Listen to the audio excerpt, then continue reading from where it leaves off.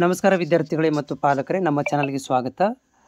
ಕೆಇ ವತಿಯಿಂದ ಕರ್ನಾಟಕ ಎಕ್ಸಾಮಿನೇಷನ್ ಪ್ರಾಧಿಕಾರ ವತಿಯಿಂದ ಏನು ಒಂದು ಮೊರಾರ್ಜಿ ದೇಸಾಯಿಗೆ ಸಂಬಂಧಿಸಿದಂಥ ಕೌನ್ಸಿಲಿಂಗ್ ಪ್ರಕ್ರಿಯೆಯನ್ನು ಮಾಡಿದ್ರು ಅಭ್ಯರ್ಥಿಗಳು. ನೀವು ನನಗೆ ಕಾಮೆಂಟನ್ನು ಹಾಕಿ ಕೇಳ್ತಾ ಇರುವಂಥ ಪ್ರಶ್ನೆ ಏನಂತಂದರೆ, ಈ ಮೊರಾರ್ಜಿ ದೇಸಾಯಿದು ಏನಿದೆಯಲ್ಲ, 2ನೇ ರೌಂಡ್ ಆಯಿತು, 3ನೇ ರೌಂಡ್ ಆಯಿತು, 4ನೇ ರೌಂಡು ಕರೀತಾರ ಅಂತ ನೀವು ಕೇಳ್ತಾ ಇದ್ದೀರಿ. ಸೊ ಅದಕ್ಕೆ ನಾನು ಏನು ಮಾಡ್ತೀನಿ ಅಂದರೆ, ಈ ವಿಡಿಯೋದಲ್ಲಿ ಹಿಂದಿನ ವರ್ಷದ್ದು 2024ರಲ್ಲಿ ಆಗಿರುವಂಥ ಒಂದು ಪ್ರವೇಶದ ಪ್ರಕ್ರಿಯೆಯನ್ನು ತೋರಿಸ್ತೀನಿ. ಇಲ್ಲಿ ನೋಡ್ತಾ ಇದ್ದೀರಿ. ಸೊ ಹಿಂದಿನ ವರ್ಷದ್ದು ನಾ ತೋರಿಸ್ತಾ ಇರುವಂಥದ್ದು ನೋಡ್ತಾ ಇದ್ದೀರಲ್ಲಿ 3ನೇ ಸುತ್ತಿನ ಸೀಟು ಹಂಚಿಕೆ ತನಕವನ್ನು ಮಾಡಿದ್ದಾರೆ. ಸೊ ಪ್ಲಸ್ 4ನೇ ಸುತ್ತಿನ. ಸೊ ಇಲ್ಲಿ ನೋಡ್ತಾ ಇದ್ದೀರಿ 4ನೇ ಸುತ್ತನ್ನು ಕೂಡ ಮಾಡಿದ್ದಾರೆ ಹೋದ ವರ್ಷ. 2024ರಲ್ಲಿ ಕೂಡ 3ನೇ ಸುತ್ತು ಅಲ್ಲದೇ ಕೂಡ 4ನೇ ಸುತ್ತನ್ನು ಕೂಡ ಇಲ್ಲಿ ಏನು ಮಾಡಿದ್ದಾರೆ ಅಂತಂದರೆ ಪ್ರಕ್ರಿಯೆಯನ್ನು ಮಾಡಿದ್ದಾರೆ. ಸೊ ಹೀಗಾಗಿ ಈ ವರ್ಷವೂ ಕೂಡ ನಿಮ್ಗೆ ಏನು ಮಾಡ್ತಾರೆ ಅಂದರೆ 3ನೇ ಸುತ್ತಿನ ಒಂದು ಪಟ್ಟಿಯನ್ನು ಕೂಡ ಮಾಡ್ತಾರೆ.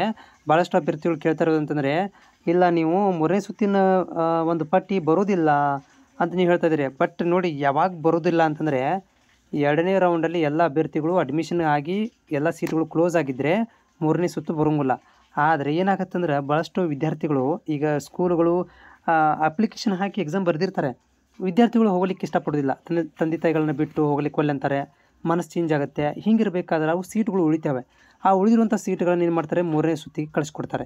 3ನೇ ಸುತ್ತಲ್ಲಿ ಕೂಡ ಏನಾಗುತ್ತೆ ಅಂದ್ರೆ, ಲೇಟ್ ಆಗಿದೆಯಪ್ಪ, ನಾವು ವಿದ್ಯಾರ್ಥಿನ ಎಲ್ಲರೂ ಅಡ್ಮಿಷನ್ ಮಾಡಿಸ್ಬಿಡ್ತೀವಿ, ಸೀಟ್ ಸಿಗೋದಿಲ್ಲ ಅಂತ ನಮಗೆ ಗ್ಯಾರಂಟಿ ಅನ್ನಿಸ್ಲಿಲ್ಲ ಅಂತ ಅಂದ್ಕೊಂಡು ಭಾಳ ಜನ ಏನು ಮಾಡ್ತಾರೆ ಅಂತಂದರೆ 3ನೇ ರೌಂಡಿಗೆ ಹೋಗೋದಿಲ್ಲ.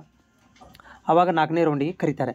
ಈ ರೀತಿ ಒಂದು ಪ್ರಕ್ರಿಯೆಯಿಂದ ಏನು ಮಾಡ್ತಾರೆ ಅಂತಂದರೆ, ಸೀಟ್ಗಳನ್ನು ಉಳಿದಿರೋ ಸೀಟ್ಗಳನ್ನು ಯಾರಿಗೆ ಸಿಕ್ಕಿರೋಂಗಿಲ್ಲ ಅವ್ರಿಗೆ ಅಂದರೆ ಏನು ಮಾಡ್ತಾರೆ ಅಂದರೆ ಸೀಟ್ ಹಂಚಿಕೆಗಳನ್ನ ಮಾಡ್ತಾರೆ. ಸೊ ಈ ವರ್ಷವೂ ಕೂಡ 2025ನೇ ಸಾಲಿನ ಒಂದು ಅಡ್ಮಿಷನ್ ಪ್ರಕ್ರಿಯೆಯಲ್ಲಿ ಕೂಡ ಇದೇ ರೀತಿಯಾಗಿ ಮಾಡ್ಬೋದು ಅಂತ ಅಂದ್ಕೊಂಡಿದ್ದೀನಿ.